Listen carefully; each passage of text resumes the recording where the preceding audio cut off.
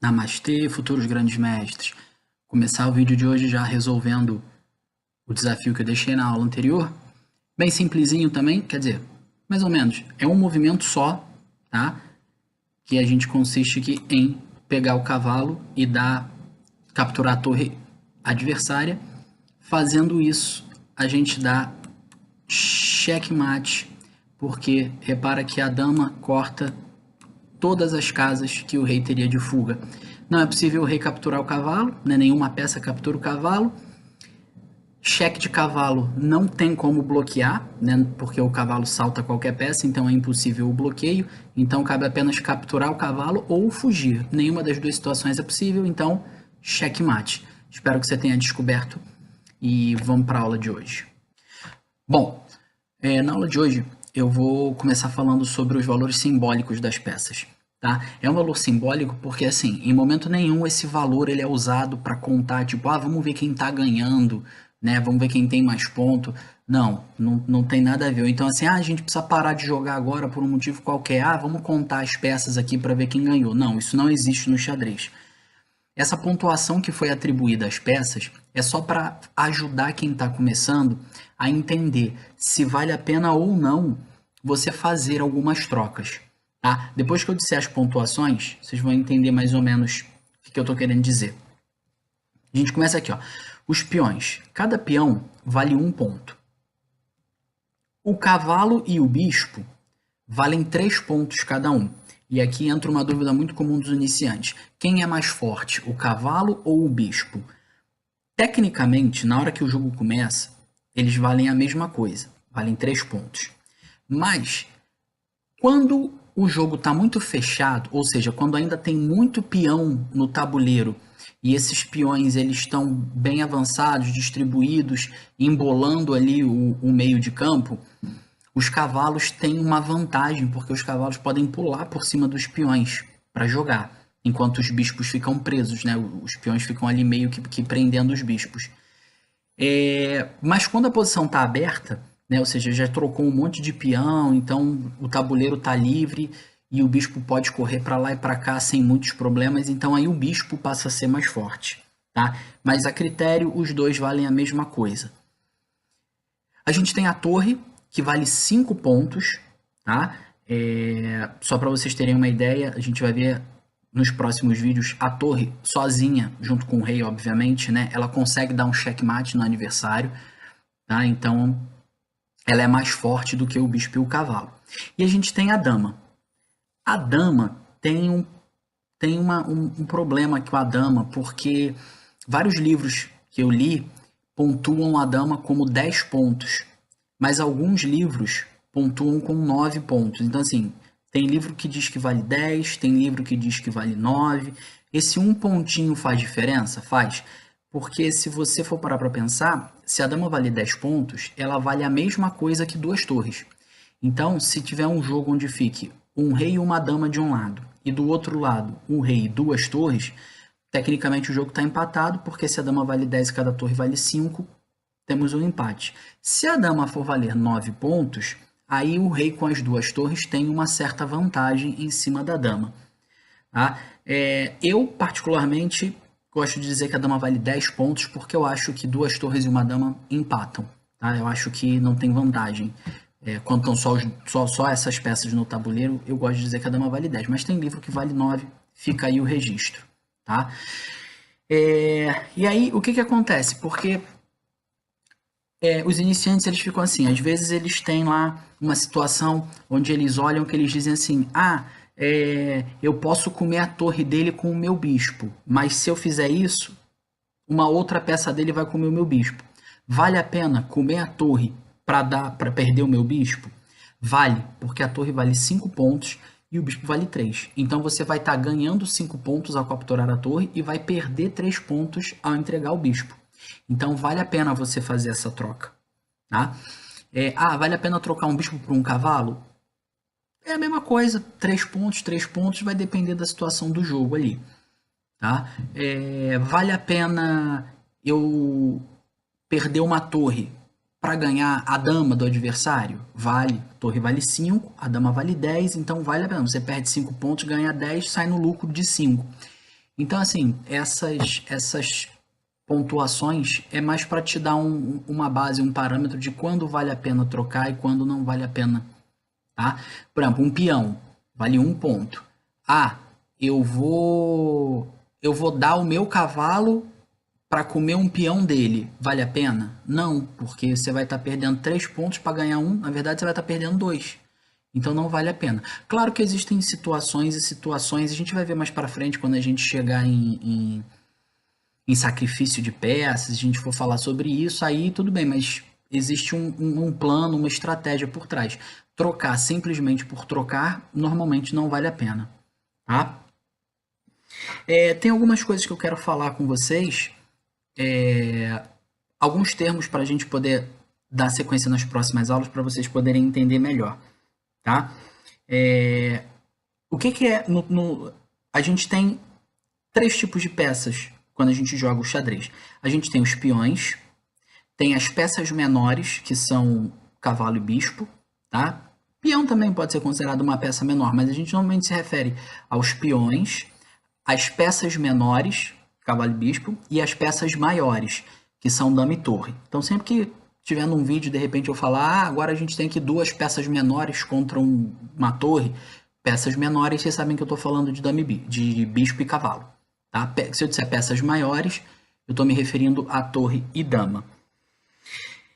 Quando a gente troca uma peça menor por uma peça maior, a gente diz que a gente está ganhando qualidade e o adversário está perdendo qualidade. E vice-versa, se uma peça menor do adversário pega uma peça maior nossa, a gente perdeu qualidade e o adversário ganhou qualidade. Então, se porventura nos próximos vídeos futuramente eu falar ganho qualidade, vamos trocar qualidade, é sobre isso que eu estou falando, é sobre trocar um peão por uma peça menor, ganha qualidade, um peão por uma peça maior, ganha qualidade, uma peça menor por uma peça maior, ganha qualidade, tá? Então, tem assim, quando falar ganhar qualidade, é disso que eu estou falando. Eu esqueci de falar nos primeiros vídeos, num jogo de xadrez, são sempre as peças brancas que mexem primeiro. Tá? Isso é uma regra do jogo, não sei porquê, mas são sempre as brancas que jogam primeiro, e aí alterna. A branca faz uma jogada, a preta faz uma jogada, a branca faz uma jogada, a preta faz uma jogada, e não pode passar a vez, todo mundo é obrigado a jogar. Tá? Existe no xadrez o que a gente chama da mão francesa, ou a regra da peça tocada, que diz o seguinte: se você tocar na sua peça, você é obrigado a jogar com ela. Se você tocar na peça do adversário, você é obrigado a capturar aquela peça. Se você tocar na sua peça e logo depois na peça do adversário, você é obrigado a capturar a peça do seu adversário com a peça que você tocou. Tá? Então, no xadrez a gente diz que peça tocada é peça jogada. Se você encostar a mão, você vai ter que usar. Isso porque o xadrez ele é um jogo em que a mão é um reflexo do pensamento, não o contrário. Tá? Não é tocar primeiro para pensar depois. Não, você primeiro pensa, quando você souber o que vai fazer, aí você toca nas peças. Então, encostou na peça, tem que usar. Se for do adversário, tem que capturar. Tá? Se você quiser só ajeitar as peças, por exemplo, a peça está meio fora de lugar, ela está metade numa casa, metade na outra, eu vou ajeitar aqui. É só para ajeitar, eu não quero jogar, eu só quero ajeitar a peça. Antes de botar a mão na peça, você precisa usar a expressão jadobe, ou jadobé, não sei porque eu não falo francês, é uma expressão francesa, tá? Que quer dizer eu mexo, eu arrumo. Né? Então você vai falar, antes de botar a mão na peça, vai falar assim, jadobe. Aí você vai lá, pega a peça e ajeita, a bota certinho, bonitinho na casa, tá? Que aí você tá dizendo pro seu adversário que você tá botando a mão naquela peça, mas não é para jogar, é só para mexer. Tá ok? O xadrez, eu quero fazer uma observação aqui. O xadrez, ele é um jogo de cavalheiros, tá?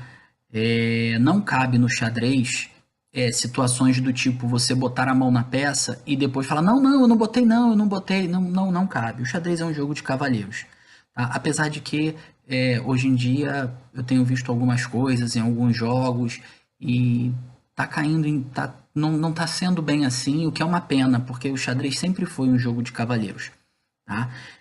Só para vocês terem uma ideia, em 1972, se eu não me engano, teve a final do Campeonato Mundial entre Bob Fischer e Bob Fischer e não tenho certeza agora.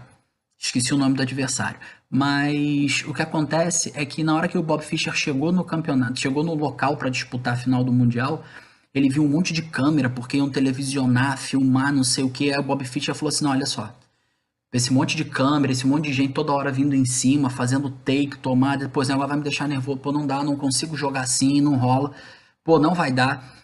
E aí o que que acontece? O adversário dele era um russo, eu esqueci quem era agora.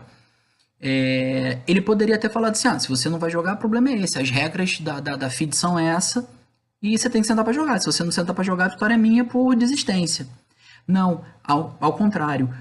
O adversário dele, que era o atual campeão do mundo, né, o russo, ele virou e falou assim: não, cara, não tem problema, tudo bem. A gente pega o tabuleiro, a gente vai lá para outra sala, lá nos fundos, e a gente joga sozinho. Só o seu técnico e o meu lá, e o juiz de testemunha, a gente vai e joga. E eles foram para os fundos e jogaram. Mas por quê? Porque o jogo deles é um jogo de cavalheiros, né? Então foi muito cavalheiresco da parte dele. Foi os pais, que não lembro, não consigo lembrar agora. Mas foi um gesto cavalheiro dele, né? Diferentemente do que a gente vê hoje em dia, né? Na maioria dos esportes, diz assim: o problema é seu, se não quiser jogar eu ganho porque você desistiu. Então no xadrez existe esse cavalheirismo, tá? Por que eu tô falando isso? Porque no xadrez você não é obrigado a avisar ao seu adversário que você está dando um cheque nele, né? Vamos supor, só um exemplo aqui. Vou abrir aqui, e aí vou jogar minha dama aqui, tá? Aqui, ó, tô dando cheque. Nessa hora, é normal a gente falar cheque, né? Você tá avisando ao adversário que ele tá em cheque, mas você não é obrigado a fazer isso, porque pelas regras do xadrez, o jogador tem a obrigação de saber que está sendo atacado. Então você não precisa, mas a gente faz. Só que hoje em dia está ficando cada vez mais comum as pessoas não avisarem em torneio. A pessoa mexe a peça e fica quietinha aqui, deixa na dela. Aí o adversário vai querer fazer uma outra jogada qualquer, aí vai acusar que a jogada que ele não pode porque ele está em xeque. Tá? Vocês vão entender melhor isso quando eu for falar de lances impossíveis. Tá? Mas assim, então, só queria deixar claro que você não é obrigado a avisar que o seu adversário está em xeque, mas a gente avisa por uma questão de cavalheirismo. Tá? Eu, quando vou jogar, o que eu faço? Se eu dou o primeiro cheque no jogo, eu aviso. Se quando o meu adversário me der o cheque ele não me avisar, aí tudo bem, eu paro de avisar porque eu vou jogar nas regras dele. Tá? E mesma coisa, se o primeiro cheque do jogo for do meu adversário e ele não avisar, eu não me sinto na obrigação de avisar também mais, porque vou jogar nos termos dele, mas eu sempre tenho essa coisa de, primeiro eu aviso, né? Então, fica aí essa dica para vocês, tá? Alguns termos técnicos aqui bem rapidinho, ala da dama e ala do rei. Todas essas 4 colunas que vêm na parte da dama, tá? Da dama até o canto do tabuleiro, tudo isso aqui é ala da dama. Em contrapartida, tudo isso aqui é o que a gente chama de ala do rei. Estou explicando isso porque daqui a pouco a gente vai começar a estudar a abertura, meio jogo, e aí eu vou falar na ala da dama, o preto vai na ala da dama, o branco vai na ala do rei. Então, pra vocês saberem o que é ala do rei e ala da dama.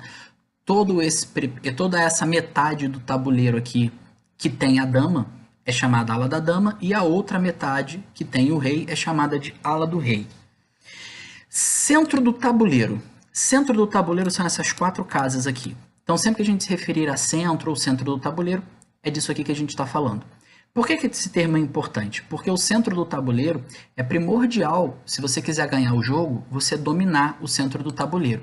Por isso que as saídas mais fortes costumam ser ou o peão do rei ou o peão da dama, porque você posiciona o seu peão numa casa do centro e automaticamente já fica dominando a outra.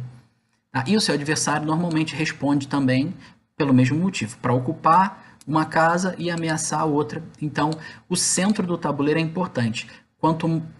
Se as suas peças estiverem no centro, elas são mais fortes do que se elas estiverem no canto. Então, dominar o centro do tabuleiro é importante. Vou deixar o desafiozinho para você aqui e até a próxima.